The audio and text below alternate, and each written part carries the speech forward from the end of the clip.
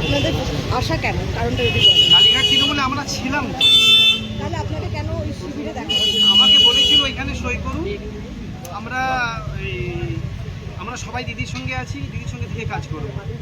তো তারপরে দেখলাম না, উনি টোটাল আমাদেরকে আমাকে মিসগাইড করছে, আমার মতো অনেক এমএলএকে মিসগাইড করছে। তো আমরা দিদি ছাড়া আমরা কিছু বুঝি না রে ভাই।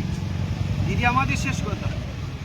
বাংলার মানুষকে বলবো, আপনারা দিদির সঙ্গে থাকুন, এই হেদা হোদা করবেন ধাপাস। আপনারা কি বুঝলেন এই 2 মাসে ওই শিবিরে গিয়ে বুঝলেন না, আমি তো 2 মাস কি, আমি তো দিদির সঙ্গে, আমি প্রত্যেক সপ্তাহে উনি যে 2 মাস ধরে আপনাদের বোঝালেন 21শে জুলাই বুঝিয়ে লাভ হবে না তো। মিথ্যের উপরে ওনারা আছেন, আর আমি মিথ্যেকে পছন্দ করি না। যেহেতু যে বংশ থেকে আমি বিলন করি, ফুরফুরা শরীফের আমি পীর সাহেব, আমরা মিথ্যেকে বরদাস্ত করি না। উনি সত্যের উপরে নেই, টোটাল মিথ্যের উপরে আছেন। আর মিথ্যের ওপরে একজনকে খুশি করার জন্য উনি আমাদেরকে টানার চেষ্টা করেছিল, কিন্তু না, আর ওনাকেও খুশি করতে পারবে না। উনি একদিন ওনাকে সরিয়ে দেবে। কাকে খুশি করার জন্য? কাকে খুশি করতে চাই? আপনারা বুঝে নেন।